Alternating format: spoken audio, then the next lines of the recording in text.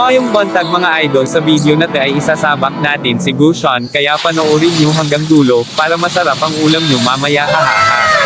Hindi totoo yan. Dito mga idol ay napatay ko si Jilong, double kill sana, kaso nabuhay pa ang sisi nila kaya may bahaw yan sa akin mamaya, hahaha. Dito mga idol ay pinakain ko ng punyal si Mama Mia, isasabay ko sana ang Ellen kaso pili sa akin tang ina. Alas man buha nga mo, ha? Dito mga idol ay sasayaw muna ang inyong bida, hahaha.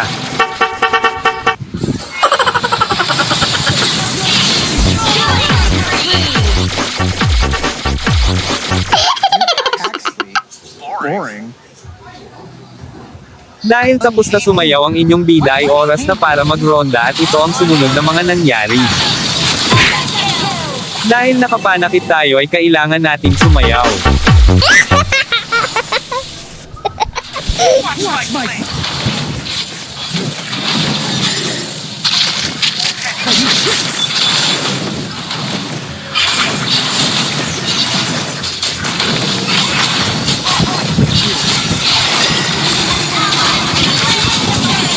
Dito ay pinagagawa na naman namin ng pag-undi ko alam kung ano meron dito tang ina, kaya pati si Sisi ay nadamay sa atraso, hahaha.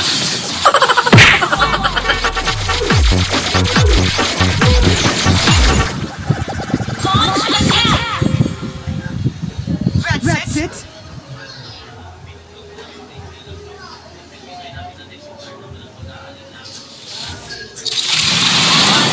Dito naman ay nagawa kong katayin si Mama Mia kaso napaslan din ako dahil sa pakialamerong bilong na ito, humanda ka sa akin mamaya hindi ka nasisikatin ng araw, hahaha.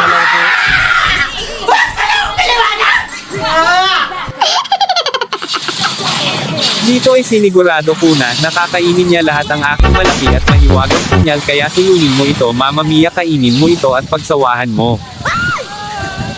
Wala ka daw ko!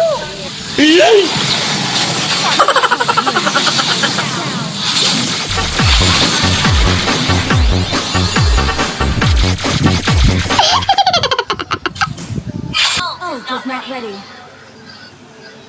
Dito alam ko na papasok sa damo si Chupapi kaya kahit malayo pa ang December ay binigyan ko agad siya ng Christmas dulot, hahaha.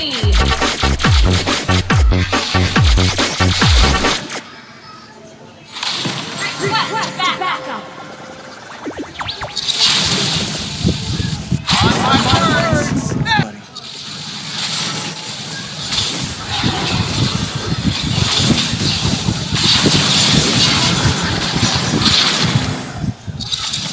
Dito naman ay ginalit ako ng Ellen kaya kahit kakarampot ang buhay ko ay pinasok ko na ito sa tore nang walang pag-aalanlangan, buti na lang nagtagumpay ang inyong bida.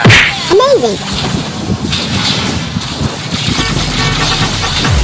Dahil sa ginawa kong yun ay nakita ko si Jilong na umuusok yung bunganga, galit na galit, gustong manakit, sa sobrang galit niya ay kinain siya ng sariling galit niya, hahaha, kaya napasayaw na lang ang inyong bida. Dito mga idol ay nagpakawala na naman ng mahiwagang punyal ang inyong bida dahilan ng maagang pagpanaw ni Mama Mia, hahaha.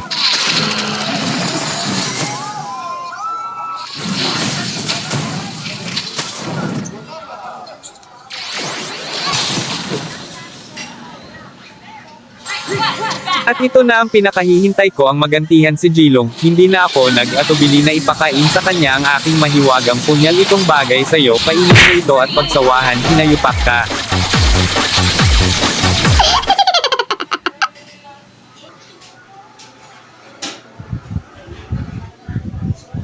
Legendary. At dito na namin tinapos ang kanilang paghihirap. Sa mga hindi pa naka-follow sa akin utang na loob, follow nyo ako para masarap palagi ang inyong ulam. Daghan salamat.